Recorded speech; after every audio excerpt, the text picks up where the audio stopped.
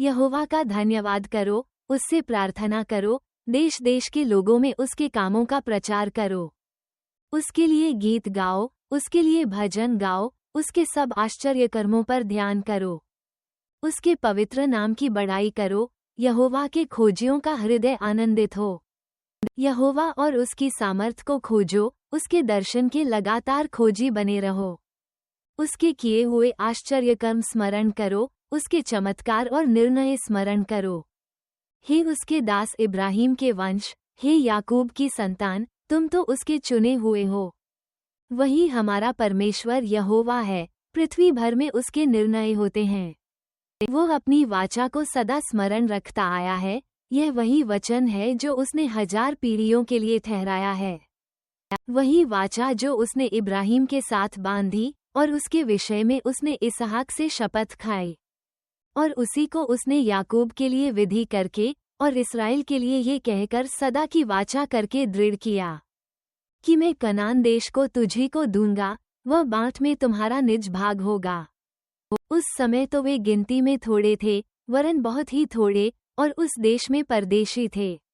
वे एक जाति से दूसरी जाति में और एक राज्य से दूसरे राज्य में फिरते रहे। परंतु उसने किसी मनुष्य को उन पर अंधेर करने न दिया, और वह राजाओं को उनके निमित्त ये धमकी देता था कि मेरे अभिषिक्तों को मत छुओ और न मेरे नबियों की हानि करो। फिर उसने उस देश में अकाल भेजा और अन्न के सब आधार को दूर कर दिया।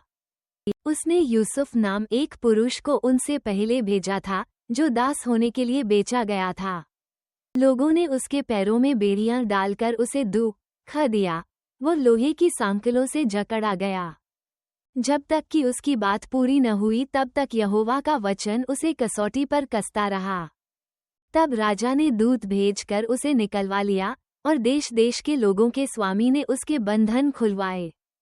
उसने उसको अपने भवन का प्रधान और अपनी पूरी संपत्ति का अधिकारी ठहराया, कि वो उसके हाकिमों को अपनी इच्छा के अनुसार कैद करे और पुरनियों को ज्ञान सिखाए।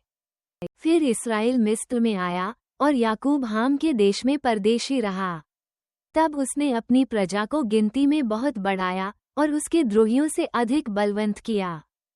उसने मिस्रियों के मन को ऐसा फेर दिया कि वे उसकी प्रजा से बैर रखने और उसके दासों से छल करने लगे।